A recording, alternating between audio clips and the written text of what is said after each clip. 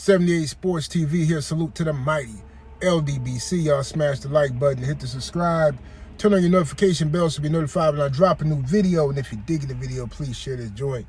Shout out to my brother Blue Blood Sports TV. Just seen Blue's video on this. So it appears that Gervonta Tank Davis will be moving up to 140 pounds to fight Pitbull Cruz. That's what he do. Last time he moved to 140, it was to fight Mario Barrios. Couldn't move to 140 to fight Regis when Regis was calling him out. Couldn't move to 140 to fight Devin.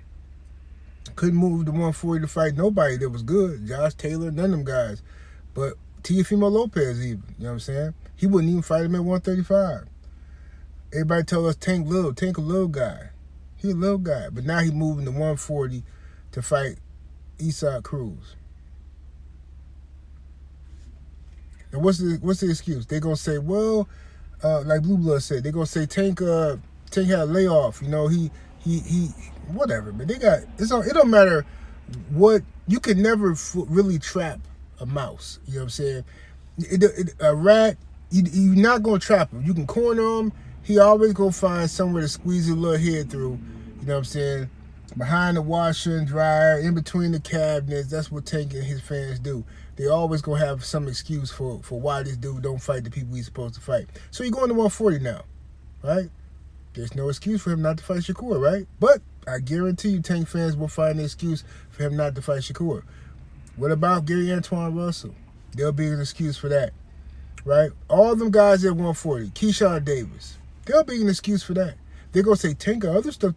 Tank still got to clear up the Pitbull fight. Then after that, Tank got to clear up the Roach fight. And by that time, he'll be ready to retire. Wait to see Gervonta Tank Davis fight the best guys from his era, best guys in his division at 135. We were met with excuses from his fans, from his team, and even to this day, there's still excuses, man. None of them will just stand up and say, yeah, Tank needs to fight this person. He needs to fight that person. It's like this weird protection game we're playing for this guy. Maybe he beats everybody, or maybe he doesn't. Maybe he gets beat by everybody. We don't know, because how will you ever know if you don't require this guy to fight nobody? You know what I'm saying? So we know he gonna dog Pitbull Cruz. He has to dog him. You know what I'm saying? You beat him with one hand, you come back and you let this dude upset you or anything go wrong, man, that's a wrap. Done deal. You know what I'm saying? Which ain't gonna happen. He gonna beat Pitbull Cruz easily again. And then the Lamont Roach fight, he better hope Lamont Roach beat Zepeda, because if Lamont Roach don't beat Zepeda, and nobody who want to watch Tank Davis versus Zepeda, that's a horrible fight. Horrible.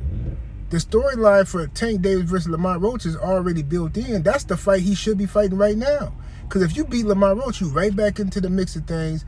Right back to people gonna say, all right, the first Lamont Roach fight was a fluke. Tank didn't take him serious, whatever.